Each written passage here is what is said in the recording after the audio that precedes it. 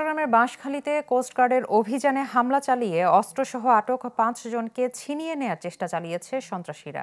ভাঙচুর করা হয়েছে গাড়ি। বুধবার রাত থেকে বৃহস্পতিবার ভোর পর্যন্ত বাঁশখালী নতুন বাজার এলাকায় অভিযান চালায় কোস্টগার্ড। এ সময় ৩টি আগ্নেয়াস্ত্র ও বিপুল দেশীয় অস্ত্রসহ সন্ত্রাসী মনসুর বাহিনীর ৫ সদস্যকে আটক করে কোস্টগার্ড। মনসুর বাহিনী মানুষকে জিম্মি করে চাঁদাবাজি, জমি দখল ও আধিপত্য বিস্তার করে আসছিল। তাদের আটকের পরপরই কোস্টগার্ডের দলের উপর হামলা চালায় মনসুরের সহযোগীরা। ভাঙচুর করা হয় গাড়ি। এ সময় আটকদের ছিনিয়ে নেয়ার চেষ্টা করা হলে কোস্টগার্ড সদস্যরা ফাঁকা গুলি ছুড়ে পরিস্থিতি নিয়ন্ত্রণে আনে। একদল অজ্ঞাত সন্ত্রাসী কোস্টগার্ডের আভিযানিক দল বহনকারী গাড়ির উপর অতর্কিত হামলা করে গাড়ি ভাঙচুর করে এবং আটককৃত আসামিদের ছিনিয়ে নেওয়ার চেষ্টা করে।